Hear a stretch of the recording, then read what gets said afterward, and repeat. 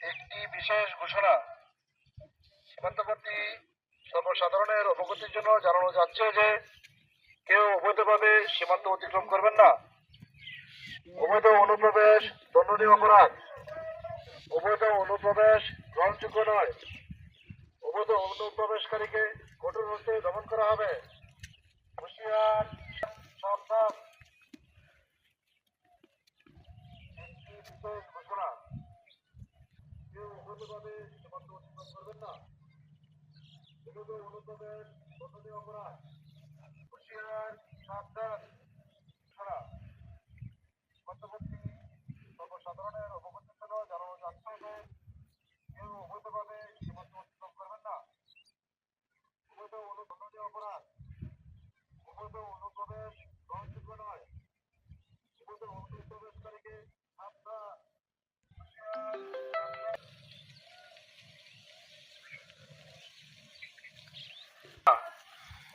সীমান্তবর্তী সর্বসাধারণের অবগতির জন্য জানানো যাচ্ছে যে কেউ অবৈধভাবে সীমান্ত অতিক্রম করবেন না। অবৈধ অনুপ্রবেশ দণ্ডনীয় অপরাধ। অবৈধ অনুপ্রবেশ গ্রহণযোগ্য নয়। অবৈধ অনুপ্রবেশকারীকে কঠোর হস্তে দমন করা হবে। হুঁশিয়ার, সাবধান। হুঁশিয়ার, সাবধান। অবৈধ অনুপ্রবেশ দণ্ডনীয় অপরাধ। অবৈধ অনুপ্রবেশকারীকে কঠোর হস্তে দমন করা হবে। হুঁশিয়ার, সাবধান। হুঁশিয়ার, সাবধান। একটি বিশেষ ঘোষণা সীমান্তবর্তী সর্বসাধারণের অবগতির জন্য জানানো যাচ্ছে যে কেউ অতিক্রম করবেন না। অবৈধ অনুপ্রবেশ গ্রহণযোগ্য নয়। অবৈধ অনুপ্রবেশকারীকে কঠোর হস্তে দমন করা হবে। হুঁশিয়ার, সাবধান।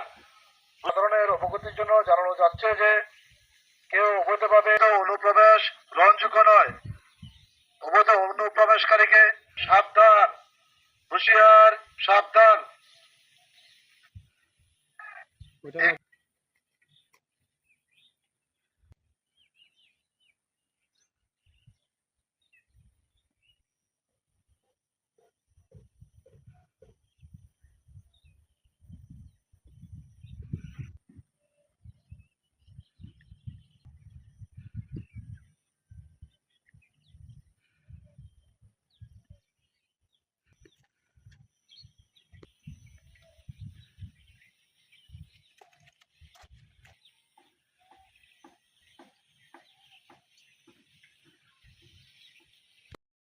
আমরা যা আছে সব লয়ে বাধা দেবো, আর আমরা দুর্বলতা বিজিবির সাথে ডিউটি করুম। আবার যে একবার কোচিং বাংলাদেশের লোক ভারতের থেকে আমরা লাঙ্গা দিব, আমরা বাঙালি লামা দিব অবৈধভাবে। আমরা যখন খবর দিচ্ছি আমরা রাত 2টা 1টা বাজে প্রায় 3-4 হাজার লোক আছে এসে আমরা ডিউটি করছি বিজিবির সাথে। কোনো লোকজন অবৈধ নালাম তারে, ঠিক আছে। আমরা যে কোনো সময় আমরা ফোন দিব অথবা গ্রামের মসজিদের মাইকে কয়ে দিব, আমরা সবাই দুর্বল এ পড়ুম। কিরে আমরা ভারতের বাংলাদেশে হোক না, আমার ভারত থেকে অবৈধ রাতের বেলা অথবা দিনের বেলা আমরা জঙ্গলটা লাম্বার লেগে দিব না। আমরা সবসময় এটার মধ্যে একমত আছি। আর হারার সাথে আমরা সবসময় ডিউটি করুক, আর আমরা সবসময় যাওয়ার সতর্কতাই।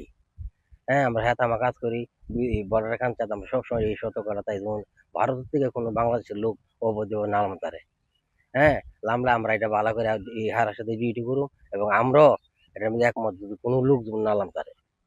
সিঙ্গেল ইউনিয়ন পরিষদের যাই হোক, গত 1.5 বছর আগে এই এলাকাটা পুশিং করার চেষ্টা ভারতেই করেছিল, কিন্তু আমরা বিজিবির সাথে সহযোগিতা করছি, বিজিবি আমাদেরকে সহযোগিতা করছে, যে কারণে ওরা করতে পারে না।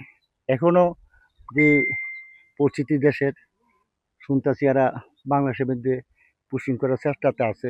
আমাদের সাথে বিজিবি সবসময় যোগাযোগ আছে, আমরা বিজিবির সাথে যোগাযোগ আছে। আমরা যে কোনো মুহূর্তে যদি খবর পাই তাহলে আমরা গ্রামবাসী সহ আমরা পুশিং যাতে না করতে পারে আমরা চেষ্টা করব। আমরা সবসময় সজাগ আছি, আমরা সজাগ থাকবো, কিন্তু এলাকাতে পুশিং করার চেষ্টা করলে ওরা পারবে না, যেহেতু আমরা আছি। বিজিবি কে সহযোগিতা করবেন কিনা? এখন আমরা তো বন্ধুই তাই আই যাই গুরু বছর লইয়া, আমরা থাকলে যদি কোনো লোক নামতে হয় তাহলে আমরা সহযোগিতা করুম। এবার আমরা পাশাপাশি মেম্বার আছে, মেম্বারও করব। আর আমরা তো জনগণ বাঙালি তো ফিরে রক্তইব, এছাড়া তার কোনো পথ নাই।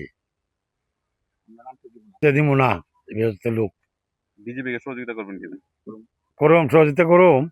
এর আগে তো আপনাদের এদিক দিয়ে রাত্রে করতেছিল, তখন এর আগে একবার লোক আইছিল, তো এবার আমরা রাত্রে আইয়া মানুষ বহুতটা মানুষ এনে ফিরাইয়া মানুষ চিল্লা আঙ্গামা করছে, দিছে না নাম্বার লাগিয়া। নামটা বলি। আমার নাম আলমিয়া।